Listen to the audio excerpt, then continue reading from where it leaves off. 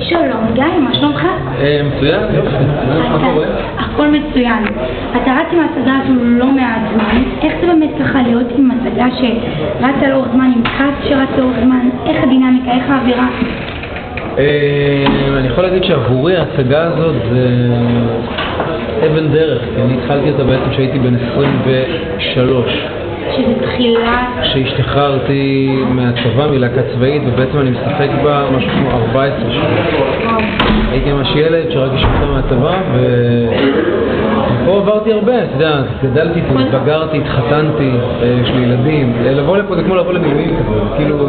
עכשיו זה לא מעט זמן והתפתחת בהמון מובנים, בין אם זה בכלל בתעשייה, בכל מיני סביבים שעוד שנייה נפתחה על זה, אבל גם כבן אדם, אתה כבר לעומת חייל עכשיו אבא, נשוי, איך זה בא לידי ביטוי בדמות?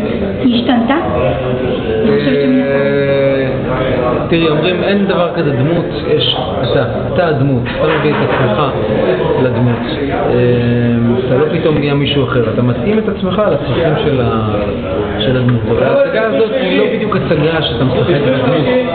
התפקיד שלי בכל אופן הוא לא דמות שיש לה התחלה אמצע וסוף, היא סתם הצגה עם קצת קטעים כאלה, אז אין לי את ההשפעה על הדמות, אבל אני יכול להגיד שעם הבגרות ועם הניסיון אני מביא לתפקיד הזה משהו אחר ככל השנים.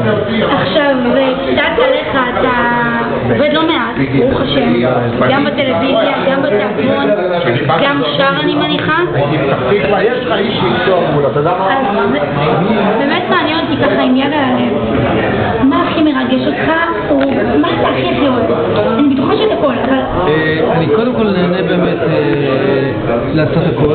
אני גם נהנה להנחות בהישרדות וגם עובדים כוכבים וגם משחק בדרמה ובקולנוע, אבל תמיד עבורי לשיר זה איזושהי פסגה, זה משהו מרגש מאוד, זה משהו פנימי מאוד.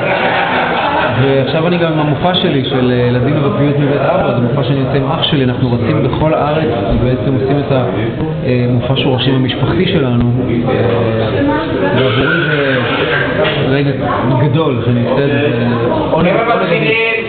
שאלה האחרונה, אם הילדים שלך רוצים לעסוק בתחום, זה משהו שתקדם אותו?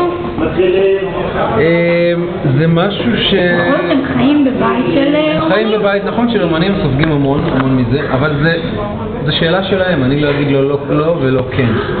אם אני אראה שהוא באמת רוצה את זה, הוא באמת...